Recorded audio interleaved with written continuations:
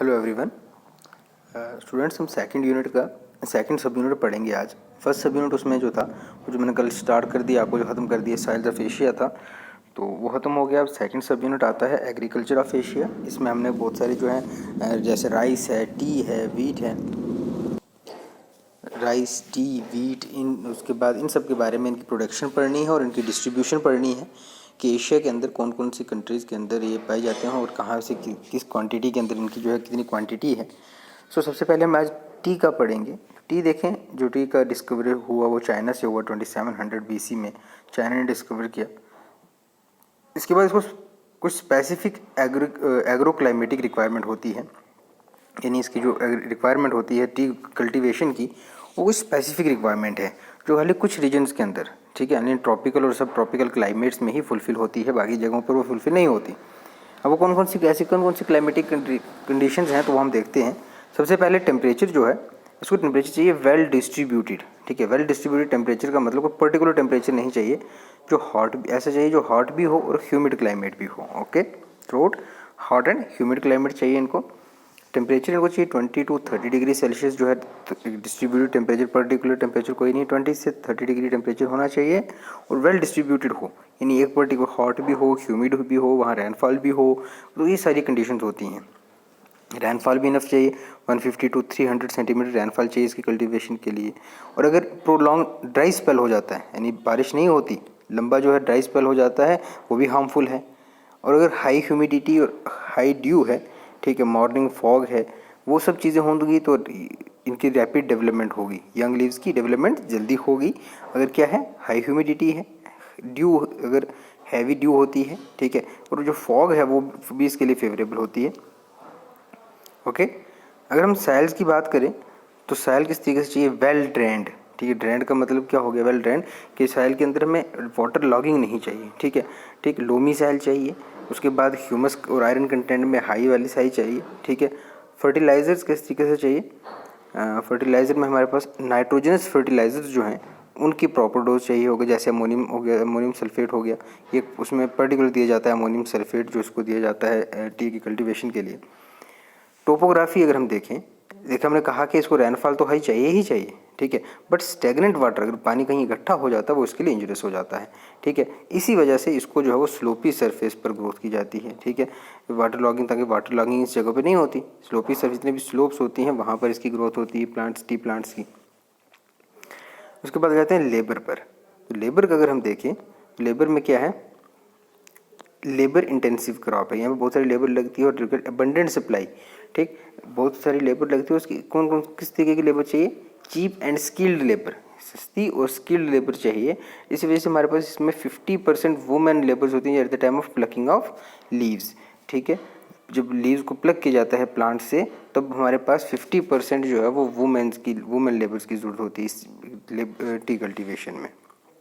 उसके बाद अगर हम इसकी डिस्ट्रीब्यूशन की बात करें, ठीक है, कंट्री वाइज अगर हम इसकी डिस्ट्रीब्यूशन देखें तो इसमें क्या आ जाता है कि हम देखते हैं तो इंडिया के अंदर, अगर आप इंडिया की बात करो, इंडिया लीडिंग प्रोड्यूसर है हमारे पास ये रिसेंट डाटा के अंदर। तो आपके पास में क्या है, 717 टन प्रोडक्शन, ठीक है, यहाँ से होती है एनुअली, और जो कि इसमें जो कि एशिया का 35% बनाती है। फिर उसके बाद चाइना एशिया का 27% कंपोजिशन करती है, श्रीलंका जो है 11.15 है, तो इंडोनेशिया 8.17, ऐसे ही टर्की, जापान, बांग्लादेश और बाकी सब मिला के आपके पास जो है 2018 टन प्रोडक्शन या 100% प्रोडक्शन जो है वो इस तरीके से डिस्ट्रीब्यूट की जाती है।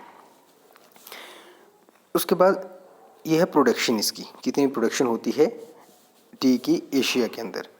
उसके बाद इसकी डिस्ट्रीब्यूशन अगर हम देखें तो डिस्ट्रीब्यूशन में इसके जो रीजन्स हमने देखे कि इंडिया के रीजन्स को हमने दो पार्ट में बांटा हुआ है। एक बांटा हुआ हमने नॉर्थ ईस्ट इंडिया, ठीक है, और एक बांटा हुआ हमने साउथ इंडिया, ये इंडिया के प्रोडक्शन के अंदर। इसमें श्रीलंका वाले को अलग कर लेना।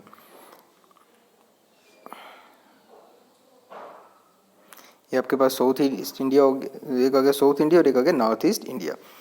नॉर्थ ईस्ट इंडिया में 50% प्रोडक्शन जो है नॉर्थ ईस्ट इंडिया आती है, इसमें आसाम, वेस्ट बंगाल ये रीजन्स आते हैं, ठीक है, और 50% प्रोडक्शन ये इंडिया की प्रोडक्शन में से करती है। जिसमें अगर आप कुछ इंपॉर्टेंट डिस्ट्रिक्ट देखो, इसमें आपके पास आ जाता है शिव सागर है, ठीक है, शिव सागर हो गया, उसके बाद आपके पास लखीमपुर डिस्ट्रिक्ट आती है, उसके बाद सुरमा वैली आती है, वैसे वेस्ट बंगाल की जलपाईगुड़ी और उसके बाद दार्जिलिंग आती है वेस्ट बंगाल की, और असम की बाकी डिस्ट्रिक्ट आती हैं। तो 50% प्रोडक्शन जो नॉर्थ ईस्ट इंडिया से होती है। साउथ इंडिया के अंदर अब 20% जो है वो टी प्रोडक्शन होती है साउथ ईस्ट इंडिया में, जिसमें आपके पास केरला, तमिलनाडु, ठीक है, ये सब रीजन आते हैं। और इसके अलावा जो बिहार के कुछ रीजन्स आते हैं, उत्तर प्रदेश के कुछ रीजन आते हैं, हिमाचल प्रदेश के कुछ रीजन आते हैं। ये देखें आप सेंट्रल ये वाली जो बेल्ट है, इसमें से भी आपके पास कुछ प्रोडक्शन आती है इंडिया की। चाइना में अगर हम देखें, चाइना में आपके पास जो वैलीज़ आती हैं, रिवर वैलीज़, ये देखो चाइना के अंदर स्लोप्स ऑफ चाइना जिसको मैंने लिखा, जिसमें यांगजी वैली, सीकियांग वैली, ठीक है, ये दो इंपॉर्टेंट रीजन आते हैं। ठीक है, मैन जो इसके रीजन आते हैं वो यांगजी और सीकियांग वैली है। उसके बाद उनके अंदर भी हुनान, चिकियांग, कियांगसी, होपे जैसे कुछ रीजन्स जो हैं वो चाइना के अंदर आते हैं, जो हमारे पास इंपॉर्टेंट रीजन्स आते हैं। श्रीलंका का 12% प्रोडक्शन, जो श्रीलंका 12% जो है टोटल टी प्रोडक्शन करती है एशिया की। ठीक है, एशिया में से 12% प्रोडक्शन जो श्रीलंका से आती है। ओके, इसमें भी हमारे पास जो इंपॉर्टेंट रीजन्स आते हैं वो कैंडी, ठीक है, एक इंपॉर्टेंट डिस्ट्रिक्ट जो है वो इसकी कैंडी डिस्ट्रिक्ट जो है सबसे इंपॉर्टेंट डिस्ट्रिक्ट आती है इसके अंदर, जहाँ से टी प्रोडक्शन होती है। इंडोनेशिया में भी, ठीक है, जावा, सुमात्रा, ठीक है, ये रीजन आते हैं। 12% इंडोनेशिया प्रोडक्शन करती है, उसमें भी जावा, सुमात्रा आती है। फिर टर्की के रीजन जो है, टर्की के रीजन के अंदर क्या है, 6% प्रोडक्शन करती है। इसमें भी आपके पास ये देखें आप, एक आगे आपके पास ये स्लोपी सरफेस इसका ये वाला, और दूसरा आपके पास यहाँ पर है। ठीक है, इसको हम क्या लिखते हैं, जैसे हम इसको लिखते हैं ईस्टर्न एंड वेस्टर्न साइड जो है कंट्री की, वो प्रोडक्शन करती है टी की। जापान भी प्रोडक्शन करते हैं। जापान आपके पास जो कितना ऑलमोस्ट 4% प्रोडक्शन जापान करता है। ठीक है, जापान के अंदर क्या आता जाता है आपके पास, इंपॉर्टेंट जो डिस्ट्रिक्ट्स हैं वो हैं उजी और शिजुके। ठीक है, उजी एक है डिस्ट्रिक्ट और उसके बाद शिजुके जापान के रीजन्स आ जाते हैं प्रोडक्शन के अंदर। बांग्लादेश में, बांग्लादेश यहाँ पे है, बांग्लादेश के अंदर सिलहट, ठीक है, जो इंपॉर्टेंट एक रीजन आता है, 2% प्रोडक्शन करता है बांग्लादेश। ओके, उसके बाद मलेशिया, बर्मा, ये सारे के सारे स्मॉलर रीजन्स के अंदर यहाँ से भी प्रोडक्शन होती है। अब अगर मेजर एक्सपोर्टिंग देखें, जो एक्सपोर्ट करते हैं वो इंडिया, श्रीलंका, जापान और बांग्लादेश हैं जो मेजर इसको एक्सपोर्ट करते हैं। जो यहाँ से इसको एक्सपोर्ट किया जाता है। और इम्पोर्टर में आपके पास यूके, ठीक है, यूएसए, ठीक है, उसके बाद आपके पास New Zealand, Australia, Canada, Pakistan, Iraq, ये सब जो है मेजर इंपोर्टर हैं टी के, एशिया से जो इंपोर्ट कर रहे हैं कंटिन्यूसली हमारे पास। जो इसमें हमारी कंट्रीज़ जो एक्सपोर्ट कर रही हैं उनसे इंपोर्ट करने वाले यूके, यूएसए, ये सब कंट्रीज़ आती हैं। सो ये हमारे पास टॉपिक रहा है टी प्रोडक्ट। यहाँ पर मैंने आपको इसके नोट्स प्रोवाइड कर दिए हैं इसके प्रोडक्शन के, डिस्ट्रीब्यूशन के, तो आप ये भी आप देख लें। So thank you very much.